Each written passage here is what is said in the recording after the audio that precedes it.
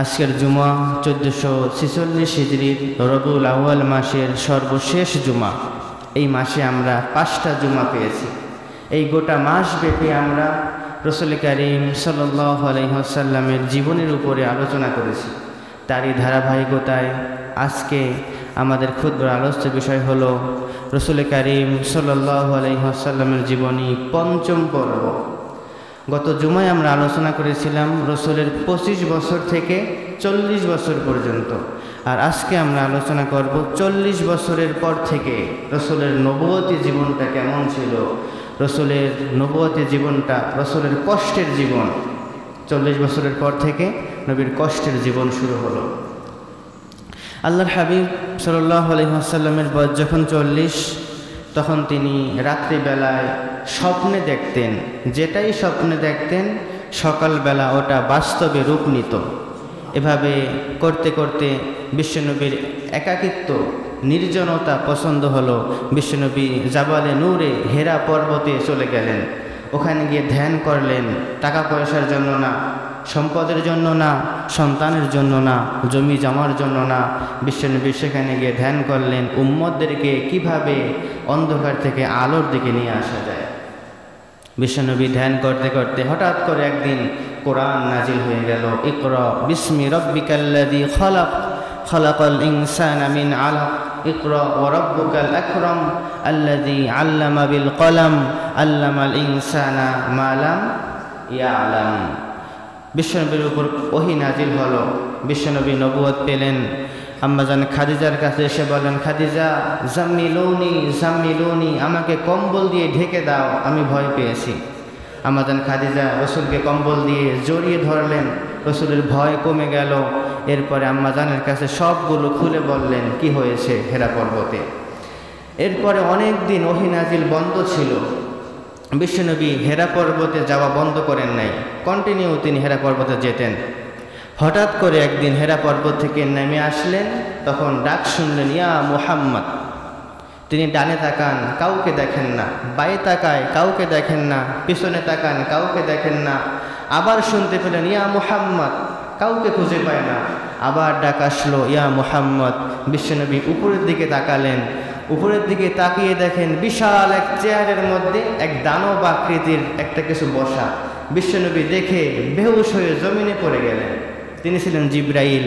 ওই জিব্রাইল আমিন নামলেন, মানুষের সুরত ধরে বিশ্বনবীকে সুস্থ করলেন, বাড়ি পাঠিয়ে দিলেন।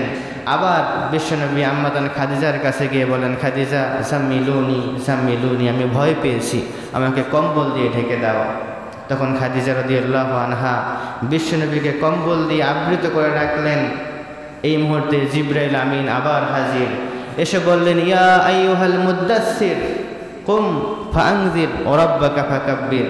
ও কম্বল আবৃত নবী, কুম, দাঁড়িয়ে যান, ফাআনজির, আপনার সমাজের মানুষকে সতর্ক করুন, জাহান্নামের ভয় দেখান, সমাজটা পরিবর্তন করুন। ওয়া রাব্বাকা ফাকাব্বির, আপনার রবের নামে তাকবীর দিয়ে দেন।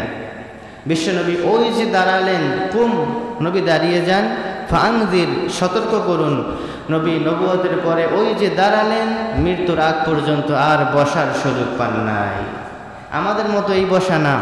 বিশ্বনবী নবুয়তের পরে ওই যে দাঁড়িয়েছেন দাওয়াত দেওয়ার জন্য, মানুষকে সতর্ক করার জন্য। মৃত্যুর আগ পর্যন্ত এক মুহূর্তের জন্য দাওয়াত থেকে বিশ্বনবী ফারেক হন নাই। বিশ্বনবী অবিরত খেয়ে না খেয়ে, রাতে দিনে মার খাওয়ার পরেও দাওয়াত দিয়েছেন, পেটে পাথর বেঁধে দাওয়াত দিয়েছেন। এভাবে চলতে লাগলো। বিশ্বনবীর উপর ওহী নাজিল হলো, ইয়া আইয়ুহাল মুদ্দাসসির কুম ফাআনজির ওয়া রাব্বাকা ফাকাব্বির। বিশ্বনবী জানতে পারলেন আমি নবী, আমি রসুল। তখন বিশ্বনবী প্রথমেই তার স্ত্রী আম্মাজান খাদিজা রাদিয়াল্লাহু আনহাকে দাওয়াত দিলেন। এজন্য যারা দায়ী হবে, যারা দাওয়াতি কাজ করবে, এদের প্রথম কাজ হলো আগে পরিবারকে ঠিক করা।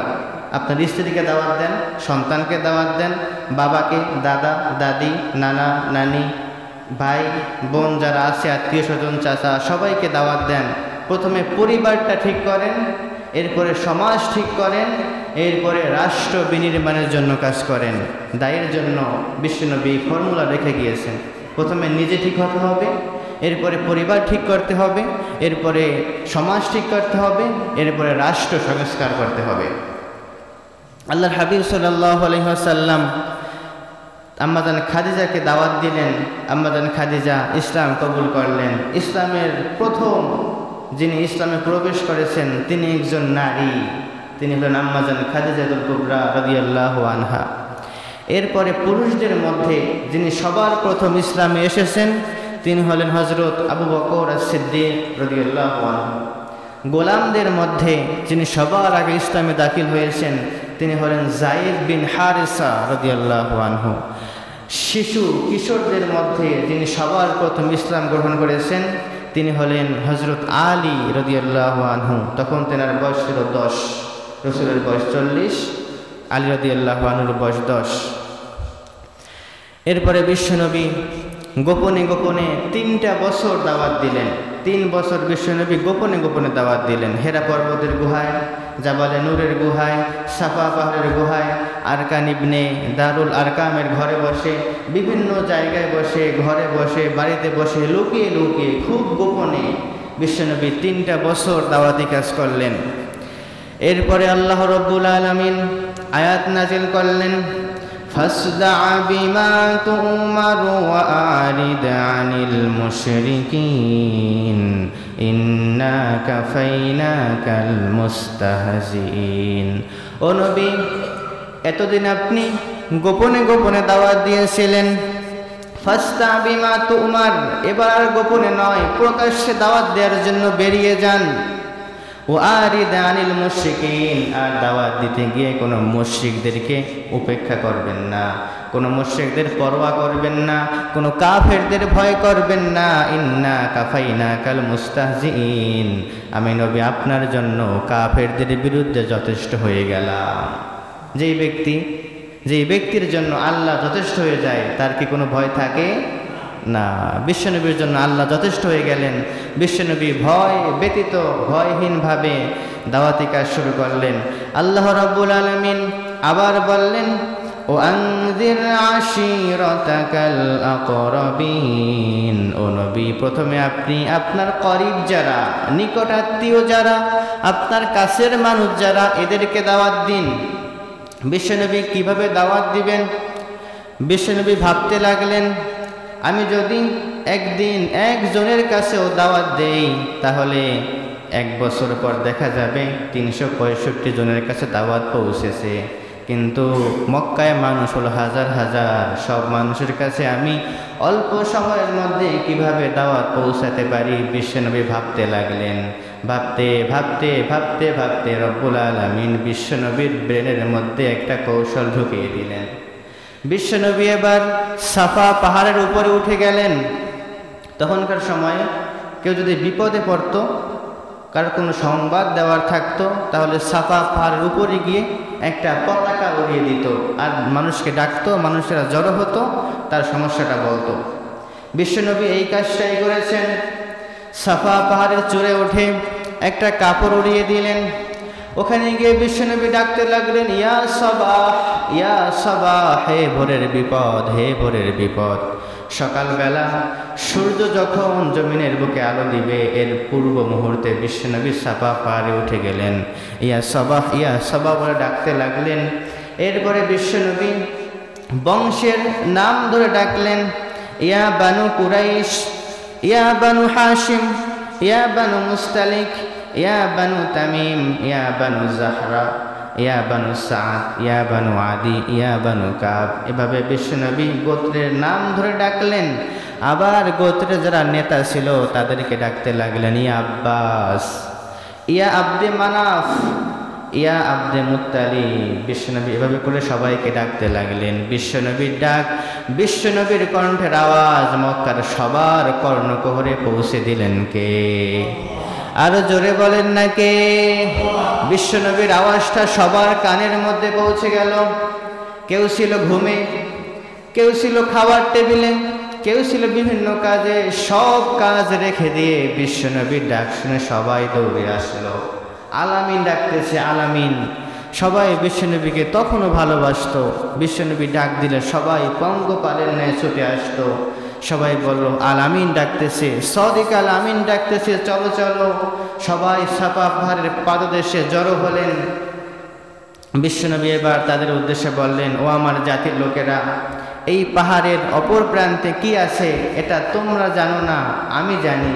যদি আমি বলি এই পাহাড়ের অপর প্রান্তে একদল সৈন্যবাহিনী তোমাদেরকে মারার জন্য যুদ্ধের প্রস্তুতি নিচ্ছে, তোমরা কি বিশ্বাস করবা? তারা সবাই এক বাক্যে বলল, বালা, অবশ্যই বিশ্বাস করব। মা যাররাবনা মিনকা ইল্লা সিদকা, ও মুহাম্মদ তুমি জীবনে একটা মিথ্যা কথা বলো নাই, তোমার কথা বিশ্বাস করব না মানে তুমি যেটা বলবা ওটাই বিশ্বাস করে নিব। সবাই বলল, বালা, অবশ্যই বিশ্বাস করব। তখন বিশ্বনবী বললেন, আমি তোমাদেরকে এর চাইতেও ভয়াবহ আযাবের সংবাদ দিচ্ছি। ফেরেশতারা তোমাদের জন্য আযাব শাস্তি নিয়ে বসে আছে যদি তোমরা ঈমান গ্রহণ না করো। বিশ্বনবী ঈমানের দাওয়াত দিলেন, ইয়া আইয়ুহান নাস কুলু লা ইলাহা ইল্লাল্লাহ তুফলিহুন, ও দুনিয়ার মানুষেরা, কুলু তোমরা বলো, লা ইলাহা ইল্লাল্লাহ, আল্লাহ ছাড়া কোনো ইলাহ নাই, আল্লাহ ছাড়া কোনো আইনদাতা নাই, আল্লাহ ছাড়া কোনো বিধানদাতা নাই, আল্লাহ ছাড়া কোনো রিজিক দাতা নাই, আল্লাহ ছাড়া কোনো সৃষ্টিকর্তা নাই, আল্লাহ ছাড়া দুনিয়াতে কেউ নাই। যদি এটা বিশ্বাস করে নাও, মেনে নাও, তুফলিহুন, দুনিয়াতেও সফল হবা, আখিরাতেও সফল হয়ে যাবা। এই কথা বলার পরে, এই কথা সবাই শোনার পরে সবাই চুপ, কেউ কোনো কথা বলে না, পিনপতন, নীরবতা। বিশ্বনবী এটা কি বলল, মুহাম্মদ এটা কি বলল? নতুন এক কথা। যদি আমরা মানি লা ইলাহা ইল্লাল্লাহ, আল্লাহ ছাড়া কোনো ইলাহা নাই, তাহলে আমাদের দেব দেবী মূর্তি এগুলো সবই তো ভুয়া। সবাই নীরব, পিনপতন, নীরবতা, কেউ কথা বলে না। সবাই ভাবতে লাগলো, মুহাম্মদ জীবনে একটা মিথ্যা বলে নাই, আজকেরটাও হয়তো মিথ্যা হবে না।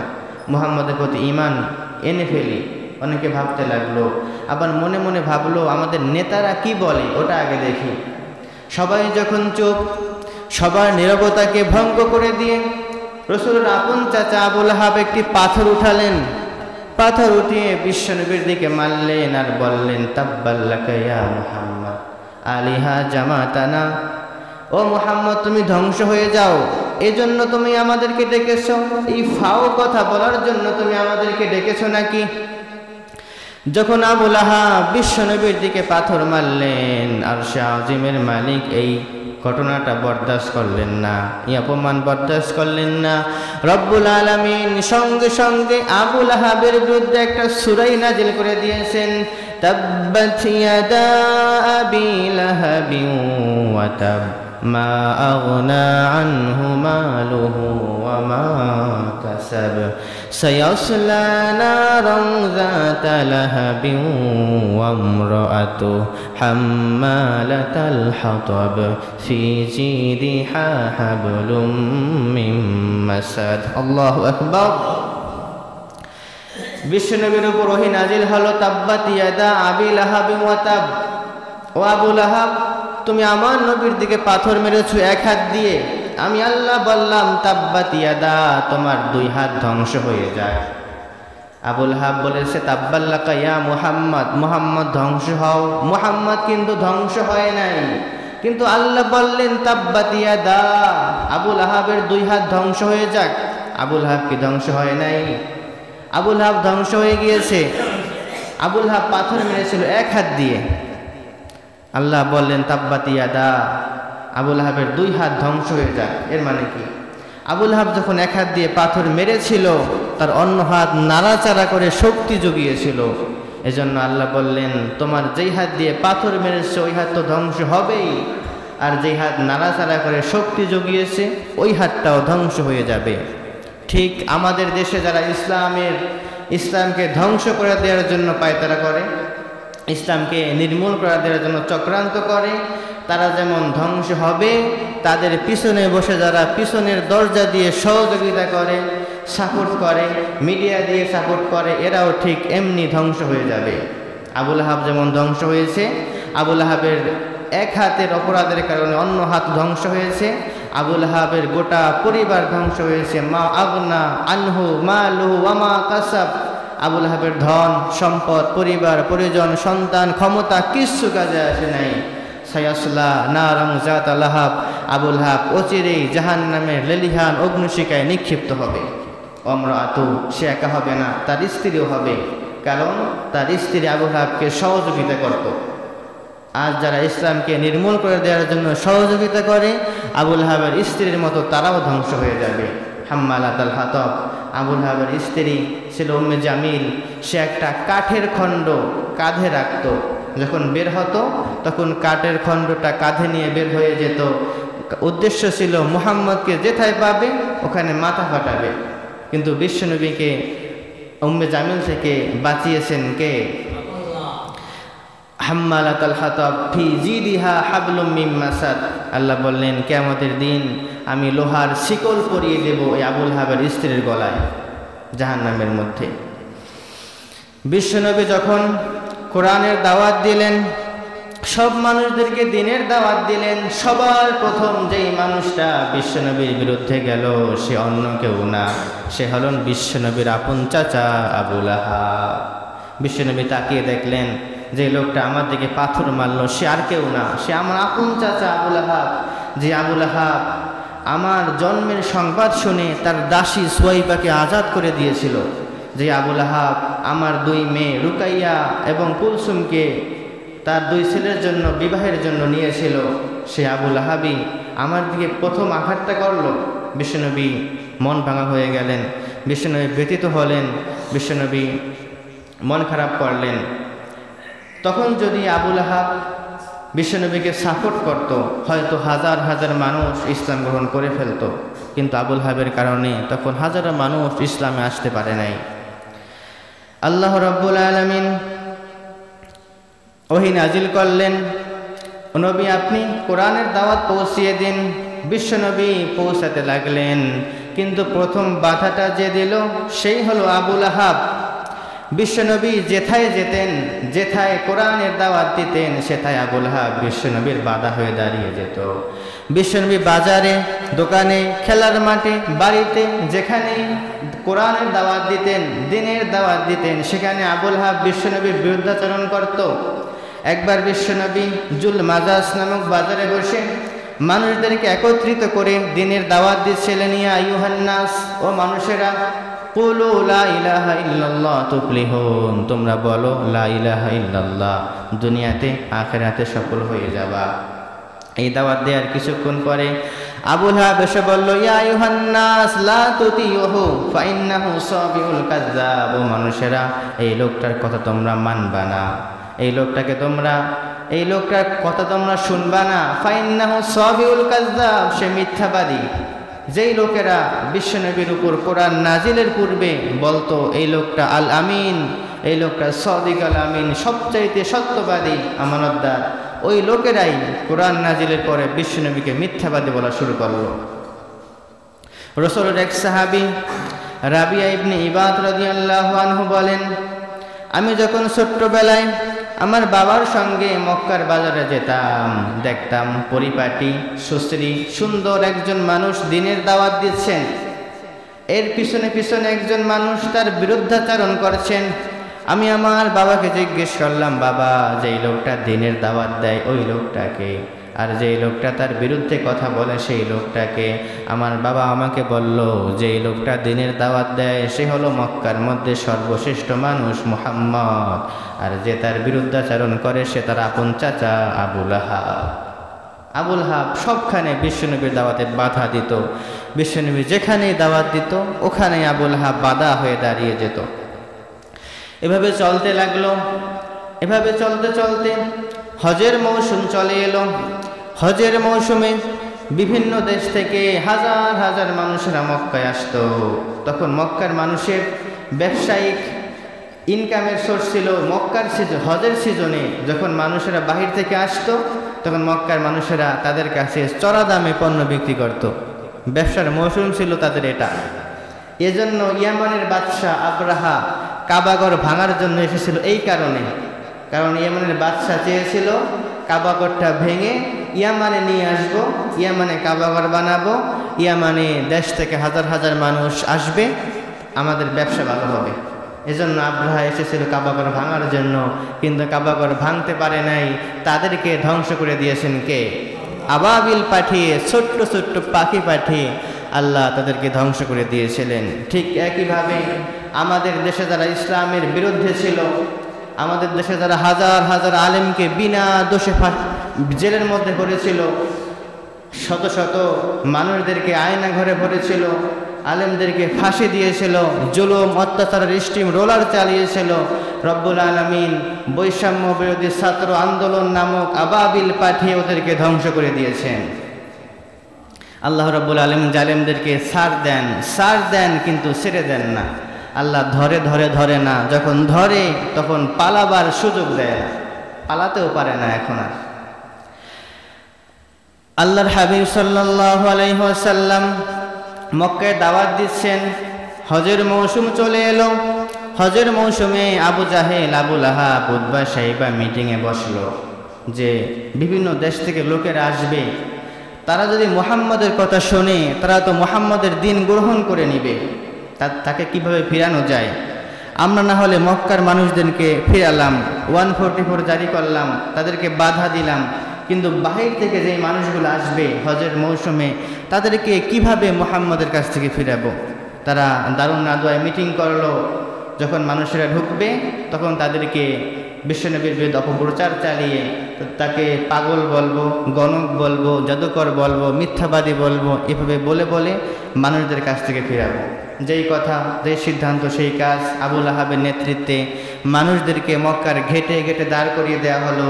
যখনই বিভিন্ন দেশ থেকে মানুষ আসে, জিজ্ঞেস করে তোমরা কোত্থেকে আসছো, বলি ইয়ামান থেকে আসছি, সিরিয়া থেকে আসছি, বিভিন্ন দেশ থেকে আসছি। তখন বলে তোমরা আসছো ভালো কথা, হজ করো ভালো কথা, খেজুর খাও ভালো কথা, জমজম খাও ভালো কথা, তবে ওই যে দেখো একটা লোক, তার কাছে যাবা না, সে হলো মুহাম্মদ, সে হলো পাগল, সে হলো জাদুকর, সে গণক, সে মিথ্যাবাদী। এভাবে করে প্রতিটা মানুষকে তারা বলতে লাগলো। আবার মানুষেরা যখন হজ শেষ করে তাবু বসিয়ে তাবুর মধ্যে বিশ্রাম নিচ্ছিল, ওই তাবুর মধ্যে গিয়ে আবু লাহাবের দল বলেরা বলল তোমরা মুহাম্মদের নাম নিশ্চয়ই শুনেছ, তার কাছে যাবা না, সে পাগল, সে গণক, তার কাছে গেলে তোমরাও পাগল হয়ে যাবা। ইয়ামান থেকে এক লোক আসলো, এসে বলল কোত্থেকে আসছো? আবু লাহাব বলল কোত্থেকে আসছো? বলল ইয়ামান থেকে আসছি। বলা হলো তোমাকে দেখে তো শিক্ষিত মনে হয়, আসছো ভালো কথা, হজ করো, খেজুর খাও, জমজম খাও, অসুবিধা নেই, তবে ওই লোকটার কাছে যাবা না, ওই লোকটা হলো পাগল। ইয়ামান থেকে যেই লোকটা আসছে সে বলল পাগল তা তো ভালোই হয়েছে, আমি তো ইয়ামানের নাম করা পাগলের ডাক্তার, এবার আমি পাগলের চিকিৎসা না করে বাড়ি যাব না। আবার যখন মক্কার কাফেররা বিশ্বনবীর বিরুদ্ধে বলতে লাগলো এই লোকটা পাগল, আর এক দল বলে এই লোকটা গণক, অন্য দল বলে জাদুকর, অন্য দল বলে মিথ্যাবাদী। এভাবে মানুষেরা ভাবতে লাগলো আচ্ছা একটা লোক পাগল হয়, সে আবার জাদুকর হয় কিভাবে? একটা লোক জাদুকর মুসলাম, সে আবার গণক মিথ্যাবাদী হয় কিভাবে? একটা লোকের এতগুলো বৈশিষ্ট্য তো কোনোদিন দেখি নাই, হজ করি আর না করি, অনেক দূর থেকে আসছি, এই পাগলকে না দেখে বাড়ি যাব না। হজ শেষে সবাই বিশ্বনবীকে দেখার জন্য গেল অনেক দূর থেকে, কেউ কানের মধ্যে আঙ্গুল দিল, কেউ তুলা দিল, কেউ কাগজ ঢুকিয়ে রাখলো যেন রসুলের কথা তাদের কানে না যায়, কারণ তাদের শিখিয়ে দিয়েছে তার কথা কানে ঢুকলে তোমরা পাগল হয়ে যাবা।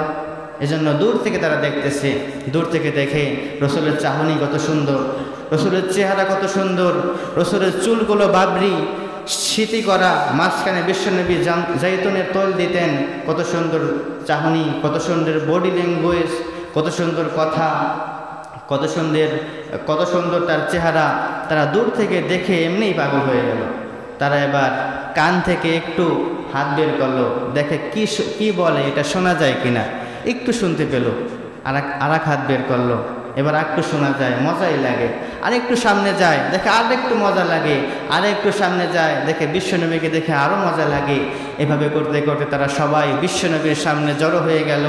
বিশ্বনবীর কথা শুনে, বিশ্বনবীর চাহনি দেখে, বিশ্বনবীর চেহারা দেখে, বিশ্বনবীর বডি ল্যাঙ্গুয়েজ দেখে তারা বিশ্বনবীর উপর কালেমা পড়ে মুসলমান হয়ে গেল। কাফেররা চেয়েছিল ইসলামকে নিভিয়ে দিবে, কিন্তু রব্বুল আলামিন ইসলামের বাতিকে কখনো নিভিয়ে দিবেন না। তারা সবাই ইসলাম গ্রহণ করে ফেলল। কাফেররা যতই অপপ্রচার চালায় তত ইসলামের দিকে মানুষ বেশি আসে। কাফেররা যত বাধা দেয় ইসলামে মানুষ তত প্রবেশ করে। কাফেররা দেখলো এভাবে কোনো ফায়দা হয় নাই, এভাবে তারা হজের মৌসুম যাওয়ার পরে আর একটা মিটিং বসালো দারুন নাদওয়ায়। এবার তারা দারুন নাদওয়ায় মিটিং বসিয়ে 2 জন বুদ্ধিজীবীকে বিশ্বনবীর কাছে পাঠালো। পাঠিয়ে ওই 2 জন বুদ্ধিজীবী বিশ্বনবীকে 3টা অফার করলো। তারা বলল, মুহাম্মদ, আমরা তোমার কাছে 3টা বড় বড় অফার নিয়ে এসেছি, তুমি 3টা অফার আমরা আশা করি কবুল করবা, গ্রহণ করবা। আল্লাহ রাসূল বললেন, কি অফার শুনি? আল্লাহ রাসূলকে বলা হলো 3টা অফারের মধ্যে প্রথম অফার হলো, তোমাকে আমরা মক্কার মধ্যে সবচাইতে বড় সম্পদশালী বানিয়ে দেব। কিভাবে বানাবো? আমরা যারা মক্কায় নেতা আছি আমাদের সম্পদের 3 ভাগের 1 ভাগ করে তোমার নামে লিখে দেব, এতে করে তুমি মক্কার সবচাইতে বড় সম্পদশালী হয়ে যাবা। 2 নম্বর অফার, তোমাকে আমরা মক্কার নেতা বানাবো, আবু জাহেলের আন্ডারে তুমি এমপি মন্ত্রী হবা। 3 নম্বর অফার, তুমি মক্কার জমিনে ঘুরবা, যতগুলো সুন্দরী নারীকে তোমার পছন্দ হয় সবার সাথে বিবাহ দিয়ে দেব রাষ্ট্রীয় খরচে। এই 3টা বড় বড় অফার দিল। বিশ্বনবী বললেন, এই অফারের জন্য আমাকে কি করতে হবে? তারা বলল, তোমার কাজ হলো একটা, তুমি যে কোরআনের দাওয়াত দাও, যে আল্লাহর দাওয়াত দাও, সেই আল্লাহর দাওয়াত বন্ধ করতে হবে। আল্লাহ রাসূল বলেন, কাফেররা শুনে রাখো, তোমরা যদি আকাশের জলে সূর্যটা আমার ডান হাতে দিয়ে দাও, আকাশের পূর্ণিমার চাঁদটা আমার বাঁ হাতে দিয়ে দাও, কান খাড়া করে শোনো, আমি কোনোদিন কোরআনের দাওয়াত, ইসলামের দাওয়াত দেয়া বন্ধ করব না। কাফেররা এখানেও ব্যর্থ। এরপরে আরেকদিন মিটিং বসালো, আবার দারুন নাদওয়ায় মিটিং করে আবার আসলো। আবার এসে বলল, মুহাম্মদ, এবার একটা শর্ত নিয়ে এসেছি। একটা শর্ত হলো, আমরা সবাই আবু জাহেল, আবু লাহাব, উতবা, শাইবা সবাই আমরা তোমার ধর্মে গ্রহণ করব, তোমার ধর্ম গ্রহণ করব। তবে শর্ত হলো, তুমি 2য় বছর আমাদের দেবদেবীর পূজা করবা। প্রথম বছর আমরা সবাই তোমার আল্লাহর গোলামি করব, 2য় বছর তোমরা মুসলমানরা সবাই আমাদের মূর্তির পূজা করবা। তখন আল্লাহ রাব্বুল আলামিন আয়াত নাজিল করে দিলেন, কুল ইয়া আইয়ুহাল কাফিরুনা লা আ'বুদু মা তা'বুদুন ওয়া লা আনতুম আবিদুনা মা আ'বুদু ওয়া লা আনা আবিদুম মা আবাদতুম ওয়া লা আনতুম আবিদুনা মা আ'বুদু লাকুম দীনুকুম ওয়ালিয়া দীন। আল্লাহু আকবার। আল্লাহ রাব্বুল আলামিন আয়াত নাযিল করে জানিয়ে দিলেন, কুল ইয়া আইয়ুহাল কাফিরুন, ও নবী আপনি বলে দিন, ইয়া আইয়ুহাল কাফিরুন, ও কাফিররা, লা আ'বুদু মা তা'বুদুন, আমি যে আল্লাহর গোলামি করি তোমরা ওই আল্লাহর গোলামি করবে না। আর তোমরা যেই মূর্তিগুলোর পূজা করো কোশ্চিনকালেও আমি ওই মূর্তির পূজা করব না। তোমরা যেই মূর্তির পায়ে সিজদা দাও, মূর্তির কাছে চাও, মূর্তির কাছে ধর্ণা দাও, আমি কোশ্চিনকালেও মূর্তির কাছে পূজাতে করব না, মূর্তির কাছে মাথা নত করব না। আল্লাহ স্পষ্ট জানিয়ে দিলেন। এরপরে তারা কি করবে? তারা সব কাজে ব্যর্থ, কাফেররা সব কাজে ব্যর্থ। এবার তারা বিশ্বনবীর বিরুদ্ধে মিথ্যা মামলা সাজিয়ে দারুন নাদওয়ায় মিটিং করে মিথ্যা মামলা দিল। বিশ্বনবী সহ শত শত মুসলমানদেরকে শিবে আবি তালিবে 3টা বছর মিথ্যা মামলা দিয়ে বন্দি করে রাখলো। তখনও মিথ্যা মামলা ছিল, এখনও মিথ্যা মামলা আছে। মিথ্যা মামলা দিয়ে এদেশের আলেমদেরকে ফাঁসি দেওয়া হয়েছে। মিথ্যা মামলা দিয়ে এদেশের আলেমদেরকে 13টা বছর জেলের মধ্যে বন্দি করা হয়েছে। মিথ্যা মামলা দিয়ে এদেশের মানুষদেরকে বিদেশে পাঠিয়ে দেওয়া হয়েছে। আল্লাহ ছাড় দেন কিন্তু ছেড়ে দেন না। বিশ্বনবীকে মিথ্যা মামলা দিয়ে 3 বছর শিবে আবি তালিবে বন্দি করে রাখলো। বিশ্বনবী জেলখানার, একটা আমাদের দেশে কথা আছে, থালা বাটি কম্বল জেলখানার সম্বল, কিন্তু বিশ্বনবীকে সেখানে থালাও দেওয়া হয় নাই, বাটিও দেওয়া হয় নাই, কম্বলও দেওয়া হয় নাই। এদেশে তো জেলখানায় খাবারের জন্য কিছু দেওয়া হয়, বিশ্বনবীকে সেখানে খাবারের জন্য কিছু দেওয়া হয় নাই। তাদের কাছে কিছু ছাগল ছিল, স্বল্প পরিসরে কিছু ভেড়া ছিল আর বকরি ছিল, এগুলো তারা প্রথম বছর সামান্য করে খেলেন, চামড়াগুলো শুকিয়ে রাখলেন। 2য় বছরে চামড়াগুলো ভিজিয়ে খেলেন। তৃতীয় বছর ছাগলও নাই, চামড়াও নাই, হাড্ডিও নাই, কিচ্ছু নাই। তৃতীয় বছর তারা গাছের লতা পাতা ছাল বাকল খেয়ে বেঁচে থাকলেন। সাহাবায়ে কেরামের চোখগুলো গর্তে চলে গিয়েছিল, সাহাবায়ে কেরাম শুকিয়ে হাড্ডিগুলো প্রকাশ্যে ভেসে উঠেছিল। সাহাবায়ে কেরাম না খেয়ে, বিশ্বনবী না খেয়ে এত কষ্ট করেছেন, দিন কায়েম করেছেন। এখন আমরা সেই দিন কায়েম করতে চাই না। এখন আমরা ইসলাম বিদ্বেষী নেতার পিছনে দৌড়াই। কিন্তু এদেশে বিশ্বনবী কষ্ট করে দিন কায়েম করে গিয়েছেন, কিন্তু আমরা দিন পালন করি ঠিকই, দিন কায়েম করতে চাই না। দিন পালন করা যেমন ফরজ, দিন কায়েম করা তার চাইতে বড় ফরজ। দিন কায়েম হলে এদেশের মানুষেরা সবচাইতে নিরাপত্তা পাবে, এদেশের প্রতিটা মানুষের ঘরে ঘরে অধিকার ফিরে আসবে। দিন কায়েম হলে একটা মানুষ না খেয়ে থাকবে না, ফুটপাতে কোনো মানুষ দেখা যাবে না। বাংলাদেশের এক প্রান্ত থেকে অন্য প্রান্তে অলংকার সহ নারীরা হেঁটে আসবে, তাদের কেউ ইজ্জত নষ্ট করবে না, তাদেরকে সবাই সম্মান করবে।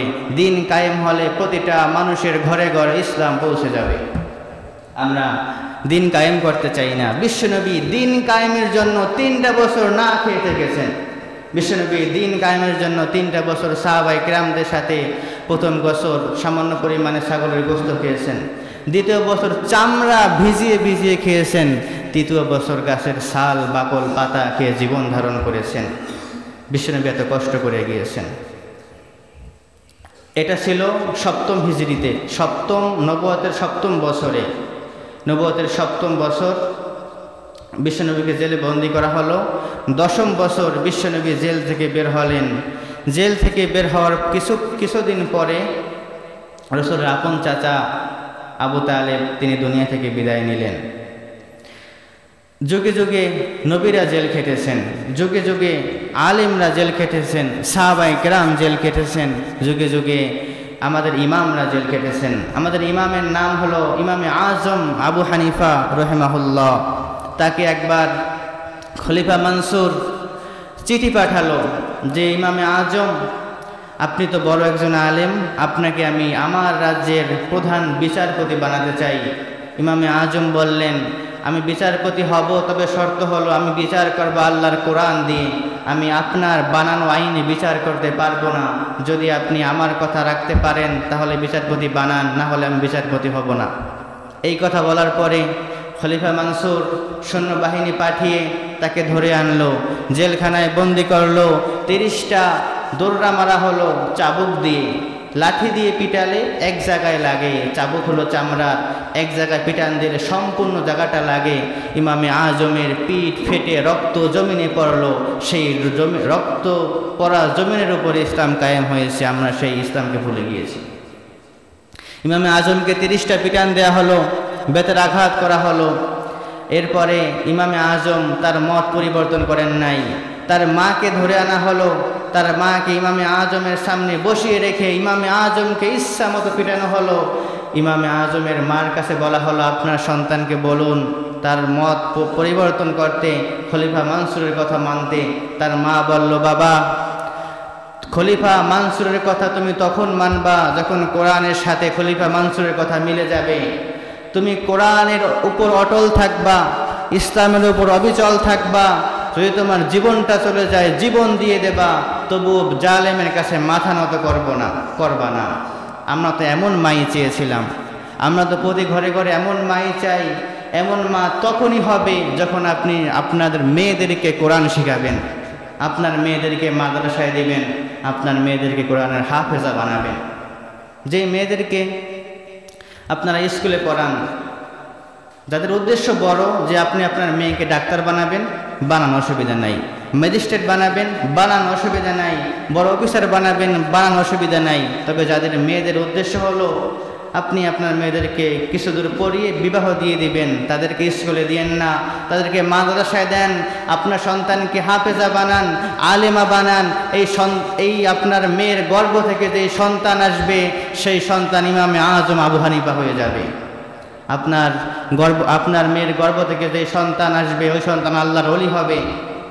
এই জন্য মেয়েদেরকে বেশি করে কোরআন শিখাবেন, কারণ সন্তান মায়ের কাছে বেশি থাকে। মা যেগুলো জানে সন্তানকে শিখায়, মা যদি কোরআন জানে সন্তানকে কোরআন শিখায়। এরপরে ইমামে আজম আবু হানিফাকে জেলের মধ্যে বন্দি করে বিষ দিয়ে হত্যা করা হয়েছে, শহীদ করা হয়েছে, কিন্তু ইমামে আজম বাতিলের কাছে মাথা নত করেন নাই। এরপরে ইমাম আহমদ বিন হাম্বল রহিমাহুল্লাহ, মুসনাদে আহমদের লেখক, বিশাল হাদিস গ্রন্থ, তাকে জেলে বন্দি করা হলো। জেলে বন্দি করে তাকে 42 দিন পর্যন্ত তার হাতটা পিছনের দিকে বেঁধে রাখা হলো। যখন হাত খুলেছে তার হাতের প্রতিটা গিরা খুলে গিয়েছে, আর কোনো দিন তার হাতের গিরা লাগে নাই। এভাবে আলেমদেরকে অত্যাচার করা হয়েছে, কিন্তু আলেমরা কোনো দিন বাতিলের কাছে মাথা নত করে নাই। আমরাও প্রয়োজনে দিনের জন্য জীবন দিয়ে দেব, কিন্তু বাতিলের কাছে এক মুহূর্তের জন্য মাথা নত করব না। বিশ্বনবী 3টা বছর জেল খেটেছেন। জেল থেকে বের হওয়ার পরে তার চাচা আবু তালেব দুনিয়া থেকে বিদায় নিলেন। আকাশে উড়ন্ত পাখির একটা ডানা যেন ভেঙে গেল। এর কিছুদিন পরে, 7 দিন বা 10 দিন পরে, রসুলের স্ত্রী, দুঃখের দিনের স্ত্রী, যে স্ত্রী বিশ্বনবীকে সারাটা জীবন শেল্টার দিয়ে এসেছেন, ওই স্ত্রী ইন্তেকাল করলেন। আকাশে উড়ন্ত পাখির 2টা ডানাই ভেঙে গেল। বিশ্বনবী মনমরা হয়ে গেলেন। বিশ্বনবী হাউমাউ করে কাঁদতে লাগলেন। বিশ্বনবী, ওই বছরটাকে বলা হয় আমুল হুজন, দুঃখের বছর, কষ্টের বছর। নবুয়তের 10ম বছর ছিল বিশ্বনবীর সবচাইতে কষ্টের বছর। এরপরে বিশ্বনবীর 2 মেয়ে রুকাইয়া এবং কুলসুমকে আবু লাহাবের 2 ছেলে উতবা উতাইবা বিবাহ করেছিল। তখন উতবা উতাইবা রসুলের 2 মেয়ে রুকাইয়া কুলসুমকে তালাক দিয়ে দিল। রসুলের ঘরে হযরত ফাতেমা রাদিয়াল্লাহু আনহা অবিবাহিত। রসুলের ঘরে 3 মেয়ে, রসুলের স্ত্রী নাই। রসুল একা দিনের দাওয়াত দিবেন কিভাবে, আর এই মেয়েদেরকে দেখে রাখবেন কিভাবে, আর সম্পদ উপার্জন করবেন কিভাবে? 3টা বছর তো জেলেই কাটিয়েছেন। এবার আল্লাহ রাব্বুল আলামিন আয়াত নাজিল করলেন, ইয়া আইয়ুহার রাসূল বাল্লিগ মা উনজিলা ইলাইকা মির রাব্বিক ওয়া ইল্লাম তাফআলু ফামা বাল্লাগতা রিসালাহু ওয়াল্লাহু ইয়াসিমুকা মিনান নাস ইন্নাল্লাহা লা ইয়াহদি কওমাল কাফিরিন। আল্লাহ রাব্বুল আলামিন বলেন, ইয়া আইয়ুহার রাসূল, ও রাসূল, বাল্লিগ পৌঁছিয়ে দিন, মা আনজালা ইলাইকা মির রাব্বিক, আপনার রবের পক্ষ থেকে যা কিছু নাজিল হয়েছে আপনি এটা পৌঁছান। ঘরে বসে থাকার সুযোগ নাই। আপনি তখন কাফেররা বলেছিল, মুহাম্মদ এতদিন তোমাকে মারতে পারি নাই। আবু তালেব বাধা দিয়েছে, আবুল লাহাবের সম্মান ছিল। খাদিজা বাধা দিয়েছে, খাদিজার সম্পদ ছিল। এবার খাদিজাও নাই, আবু তালেবও নাই। এবার যদি দিনের দাওয়াত দিতে ঘর থেকে বের হও, এবার তোমাকে মারবো, দেখি কে ফিরায়। বিশ্বনবী দাওয়াত দেওয়ার জন্য ঘর থেকে বের হতেও পারেন না। অন্যদিকে আল্লাহ আয়াত নাজিল করলেন, বাল্লিগ মা উনজিলা ইলাইকা মির রাব্বিক, ও নবী আপনি দাওয়াত দেন। যদি দাওয়াত না দেন, ওয়াইল্লাম তাফআলু ফামা বাল্লাগতা রিসালাহ, যদি দাওয়াত না দেন তাহলে আপনার রিসালাত কেটে যাবে, তাহলে আপনি আপনার রিসালাতের দায়িত্ব পালন করলেন না। এরপরে রব্বুল আলামিন বিশ্বনবীকে আশার বাণী শোনালেন, আল্লাহু ইয়াসিমুকা মিনান নাস, ও নবী আমি আপনাকে মানুষের কাছ থেকে হেফাজত করব। আমি মানুষের কাছ থেকে, কাফেরদের কাছ থেকে, জালেমদের কাছ থেকে আপনাকে আমি সংরক্ষণ করব, হেফাজত করব। বিশ্বনবী কি করবেন? দাওয়াত দেওয়ার জন্য তায়েফে চলে গেলেন। তায়েফে গিয়ে বিশ্বনবী দাওয়াত দিলেন। তায়েফে গিয়ে 3জন বড় বড় নেতার কাছে দাওয়াত দিলেন। 3জন নেতা বিশ্বনবীকে পাগল বলে তাড়িয়ে দিল। তায়েফের যুবকদেরকে, অবুঝ সন্তানদেরকে বিশ্বনবীর পিছনে লেলিয়ে দিল। বিশ্বনবীর দিকে পাথর মারতে মারতে তারা বিশ্বনবীকে রক্তাক্ত করেছে। রসুলের শরীরে এমন কোনো জায়গা ছিল না যেখানে রক্ত লাগে নাই। রসুলের জুতা মোবারক পর্যন্ত রক্তে আটকে গিয়েছিল। বিশ্বনবী 3টা জায়গায় বেহুশ হয়ে পড়ে গিয়েছিলেন। আম্মা জান আয়েশা রাদিয়াল্লাহু আনহা বলেন, ইয়া রাসূলুল্লাহ আপনার পিঠে এত দাগ কিসের? আপনার কি ছোটবেলায় বসন্ত হয়েছিল নাকি? আল্লাহ রসুল বললেন, ও আয়েশা তুমি এটা কি বললা? যেই রসুলের গায়ে মশা বসা হারাম, মাছি বসা হারাম, ওই রসুলের বসন্ত হবে? এটা হলো তায়েফের ময়দানে যখন আমি কোরআনের দাওয়াত নিয়ে গিয়েছিলাম, তায়েফের মানুষেরা আমাকে পাথর মেরে তাড়িয়ে দিয়েছিল। সেই সময় যে দাগগুলো এসেছিল এখনো দাগগুলো মিটে না। বিশ্বনবী সেখানে ব্যথিত হলেন। পাহাড় রকি ফেরেশতা এলো, এসে বলল, ইয়া রাসূলুল্লাহ, আপনি আমাদেরকে বলুন, পাহাড় দিয়ে চাপা দিয়ে ওদেরকে ধ্বংস করে দেই। বিশ্বনবী বললেন, না না ফেরেশতারা, এটা করো না, যদি এটা করো আমি কাদের কাছে দাওয়াত দেব? আমি এদেরকে ক্ষমা করে দিলাম, হয়তো তারা কোনো একদিন তাদের সন্তানরা, তাদের নাতিপুতিরা ইসলামের দিকে আসবে, তখন ইসলামের বিজয় হবে। এভাবে করে বিশ্বনবী তায়েফের ময়দানে মার খেলেন। বিশ্বনবী মার খেতে খেতে রক্তাক্ত হতে হতে বিশ্বনবী 3টা জায়গায় বেহুশ হয়ে গিয়েছিলেন। এরপরে একটা বাগানের মধ্যে ঢুকলেন, আঙ্গুরের বাগানে। এক ব্যক্তি ফলের জুস দিল, আঙ্গুরের রস দিল, বিশ্বনবী একটু সুস্থ হলেন। বিশ্বনবী সুস্থ হওয়ার পরে একদল জিন ওখান দিয়ে যাচ্ছিল, তারা বিশ্বনবীর কণ্ঠে কোরআন তেলাওয়াত শুনে তারা কালেমা করে মুসলমান হয়ে গেল। আল্লাহ রসুলকে আল্লাহ সান্ত্বনা দিলেন, নবী, তায়েফের লোকেরা আপনার কালেমা শোনে নাই, কিন্তু একদল জিন আপনার কোরআন তেলাওয়াত শুনে তারা কালেমা পড়ে মুসলমান হয়ে গিয়েছে। এই ছিল রসুলের কষ্টের জীবন, তায়েফ দাওয়াত পর্যন্ত, নবুয়তের 10ম বছর পর্যন্ত। আমরা আগামী জমে ইনশাআল্লাহ এরপর থেকে আলোচনা করব।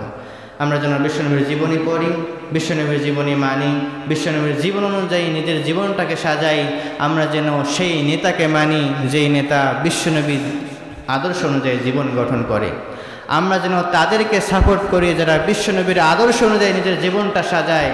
আর যেই নেতার কাছে বিশ্বনবী কিছুই না, যেই নেতা রসুলকে মানে না, যেই নেতা কোরআন মানে না, যেই নেতা নামাজে আসে না, যেই নেতার কাছে ইসলাম নাই, ওই নেতার সাথে আমাদের কোনো সম্পর্ক নাই।